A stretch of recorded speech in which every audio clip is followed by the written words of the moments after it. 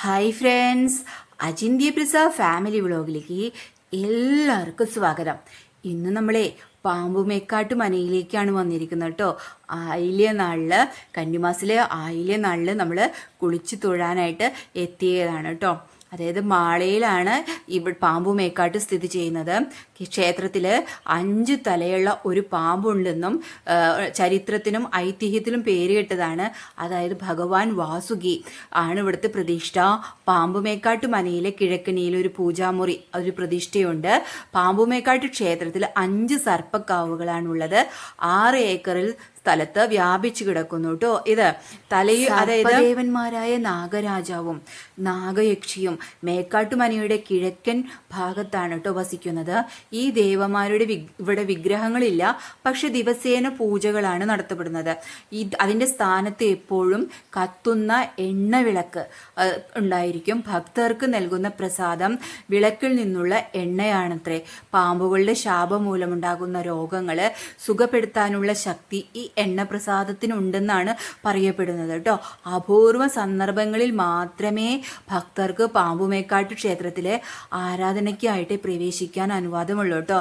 അതായത് മലയാള മാസം വൃശ്ചികം 1-ാം തീയതി നിരവധി ശബരിമല അയ്യപ്പന്മാരും നാഗദേവികളുടെ അനുഗ്രഹം വാങ്ങാനായിട്ട് പാമ്പുമേക്കാട്ട് മനയിലേക്ക് എത്താറുണ്ട്. കടുത്ത ദാരിദ്ര്യവും ദുരിതങ്ങളും അനുഭവിച്ചിരുന്നു എന്നാണ് ഐതിഹ്യം. കഷ്ടപ്പാടുകൾ അസഹനീയമായപ്പോൾ ഭട്ടത്തിരി, അതായത് കുടുംബനാഥൻ നമ്പൂതിരി മനയിൽ നിന്ന് ഏകദേശം 15 കിലോമീറ്റർ അകലെയുള്ള നമ്മുടെ കൊടുങ്ങല്ലൂരിലെ തിരുവഞ്ചിക്കുളം ക്ഷേത്രത്തിലെ പ്രാർത്ഥന നടത്താനായിട്ട് ധ്യാനത്തിൽ കഴിയാനും തീരുമാനിച്ചു. ഭട്ടത്തിരി തുടർച്ചയായിട്ട് 12 വർഷം ധ്യാനിച്ചു. ഒരു ദിവസം പുലർച്ചെ ഭട്ടത്തിരി വെള്ളമെടുക്കാനായിട്ട് ക്ഷേത്രകുളത്തിലേക്ക് പോയി. ക്ഷേത്രകുളത്തിനടുത്ത് അസാധാരണമായ ശരീരപ്രകൃതിയുള്ള ഒരു വ്യക്തിയെ, ഒരു അപരിചിതൻ അദ്ദേഹം കണ്ടു. അയാളുടെ വ്യക്തിത്വം വെളിപ്പെടുത്തിയില്ല. ആ മനുഷ്യനിൽ അസാധാരണമായ ഒരു ദിവ്യശക്തി നമ്പൂതിരിക്ക് അനുഭവപ്പെട്ടു. ആ മനുഷ്യൻ തൻ്റെ വിരലുകളിൽ ധരിച്ചിരുന്ന അതുല്യമായ മോതിരം ആവശ്യപ്പെട്ടു. ആ മനുഷ്യൻ ഒരു മോതിരം നൽകി അപ്രത്യക്ഷനായത്രേ. പിറ്റേന്ന് അതേ കുളത്തിൽ വെച്ച് അദ്ദേഹം അതേ മനുഷ്യനെ വീണ്ടും കണ്ടുമുട്ടി. തൻ്റെ പേര് വെളിപ്പെടുത്താൻ ആവശ്യപ്പെട്ടപ്പോഴേ അദ്ദേഹം സർപ്പദേവനായ വാസുകിയാണെന്ന് പറഞ്ഞു. അതായത് ഭക്തനായ ഭട്ടത്തിരിയുടെ ആഗ്രഹം നിറവേറ്റാൻ ആഗ്രഹിച്ച അദ്ദേഹം തൻ്റെ ആഗ്രഹം ചോദിച്ചു. ഉടൻ തന്നെ ഭട്ടത്തിരി തൻ്റെ മേക്കാട്ടുമനയിൽ വാസുകിയുടെ സാന്നിധ്യം അഭ്യർത്ഥിച്ചു. ഐശ്വര്യം പ്രദാനം ചെയ്യാൻ ആവശ്യപ്പെട്ടു. സർപ്പദേവന്റെ അനുഗ്രഹത്താൽ ഭട്ടത്തിരി മേക്കാട്ടുമനയിലേക്കും മടങ്ങി അവിടെ കുളിക്കാൻ പോയി. ഒരു പരമ്പരാഗത താളിയോലക്കുട കരയിൽ വെച്ചു. തിരിച്ചെത്തിയപ്പോഴേ കുടയിൽ ഒരു പാമ്പുണ്ടായിരുന്നു. വാസുകിയുടെ രൂപം സ്വീകരിച്ച് സർപ്പദേവതയായ നാഗയക്ഷി ആ സ്ഥലത്തെത്തുമെന്നും പറഞ്ഞു. പറഞ്ഞതുപോലെ നാഗയക്ഷിയും വാസുകിയും അദ്ദേഹത്തിൻ്റെ മുന്നിൽ പ്രത്യക്ഷപ്പെട്ട് കുടുംബദേവതകളായി പ്രാർത്ഥിക്കാൻ വിഗ്രഹങ്ങൾ സ്ഥാപിക്കാൻ ഉത്തരവിട്ടു. അതോടൊപ്പം അവരെ പ്രീതിപ്പെടുത്താനായി ദൈനംദിന ആചാരങ്ങളുള്ള എപ്പോഴും കത്തുന്ന 2 വിളക്കുകൾ കൂട്ടിച്ചേർക്കേണ്ടതുമായിരുന്നു. അതിനുശേഷം മേക്കാട്ടുമനയെ പാമ്പുമേക്കാട്ടുമനയെ പ്രവേശിക്കാനായിട്ട് മിഥുനം, കർക്കിടകം, ചിങ്ങമാസങ്ങൾ ഒഴികെ ഏത് മലയാള മാസം 1-ാം തീയതിയും അതുപോലെ കർക്കിടക അവസാന ദിവസവും മേടം 10-നും എല്ലാ ഭക്തജനങ്ങൾക്കും രാവിലെ 9 മുതൽ വൈകിട്ട് 5 വരെ മനയുടെ ഏത് കാവുകളിലേക്കും പ്രവേശനമുണ്ട്. വൃശ്ചികം 1 കന്നിമാസത്തിലെ ആയില്യം, മീനമാസത്തിലെ തിരുവോണം മുതൽ ഭരണി വരെയുള്ള ദിവസങ്ങൾ, പിന്നെ മേടമാസം 10-ാം തീയതി കേട്ടോ. പിന്നെ കേരളത്തിലെ മറ്റെല്ലാ സർപ്പക്കാവുകളിലുള്ള പോലെ തന്നെ ഇവിടെ സർപ്പങ്ങൾക്ക് 100 പാല് ഊട്ടുന്ന ചടങ്ങ് ഇവിടെയുണ്ട് കേട്ടോ. അരിപ്പൊടി, മഞ്ഞൾപ്പൊടി, കദളിപ്പഴം, പാല് എന്നിവയടങ്ങുന്ന ഒരു മിശ്രിതം സർപ്പങ്ങൾക്ക് ഏറെ പഥ്യമാണെന്നാണ് വിശ്വാസം. മനയിലെത്തുന്ന നാഗങ്ങളെ യാതൊരു കാരണവശാലും ഉപദ്രവിക്കരുതെന്നും പിന്നെ അതുപോലെ തന്നെ മനപ്പറമ്പ് അതായത് കിളയ്ക്കുകയോ ഉഴുതുമറിക്കുകയോ ചെയ്യരുതെന്നും പിന്നെ പറമ്പിൻ്റെ നടുവിലുള്ള 8 കെട്ടിലെ അടുക്കളയിലല്ലാതെ മറ്റൊരു ദിക്കിലും തീ കത്തിക്കരുതെന്നുമുള്ള നിർദ്ദേശങ്ങൾ ഇവിടെയുണ്ട് കേട്ടോ. പാമ്പുമേക്കാട്ട് മനയിലെ അംഗങ്ങൾ നാഗങ്ങളെ പാരമ്പര്യങ്ങൾ എന്നാണ് കേട്ടോ വിളിക്കുക. മനയിലൊരു ജനനം ഉണ്ടായാൽ ശിശുവിനെ സ്വീകരിക്കാനായിട്ട് പാരമ്പര്യങ്ങൾ എത്തുമത്രേ. അതുപോലെ തന്നെ മരണം സംഭവിച്ചാലും ഒരു പാരമ്പര്യം മരിക്കുമെന്നാണ് വിശ്വാസം. പറമ്പിലെങ്ങാനും തീ കത്തിക്കാൻ അനുവാദമില്ലാത്തതിനാലേ തെക്കേക്കാവ് എന്നറിയപ്പെടുന്ന തെക്കേ പറമ്പിലാണ് പാരമ്പര്യത്തിനും അതുപോലെ നമ്പൂതിരിക്കും ഒരുക്കുന്നത് കേട്ടോ. മനയിലെ അംഗങ്ങളും നാഗങ്ങളും തമ്മിലുള്ള ആത്മബന്ധമാണ് ഇവിടെ പ്രകടമാകുന്നത്. ഏറ്റവും പ്രായം ചെന്ന വ്യക്തിയാണ് മനയിലെ കാരണവര്. പ്രായപൂർത്തിയായവർക്ക് ഇവിടെ ഭരണാവകാശം ലഭിക്കും. പിന്നെ ട്രസ്റ്റൊക്കെ രൂപീകരിച്ചിട്ട് ഓരോ ട്രസ്റ്റ് 1 വർഷം വീതം ഭരണമാണുള്ളത്. മേടമാസത്തില് ചൊവ്വ, വെള്ളി, ഞായർ എന്നീ കൊടിയാഴ്ചയിലൊന്നിൽ മുടിയേറ്റ് നടത്തുന്നു കേട്ടോ. ഇവിടെ മേടമാസത്തിലെ കളമെഴുത്തും പാട്ടും ഒക്കെ ഒരു പ്രധാന ചടങ്ങാണ്. കേരളത്തിൽ സർപ്പബലി നടത്താൻ പാമ്പുമേക്കാട്ടു മനക്കാർക്കും അധികാരമുണ്ട്.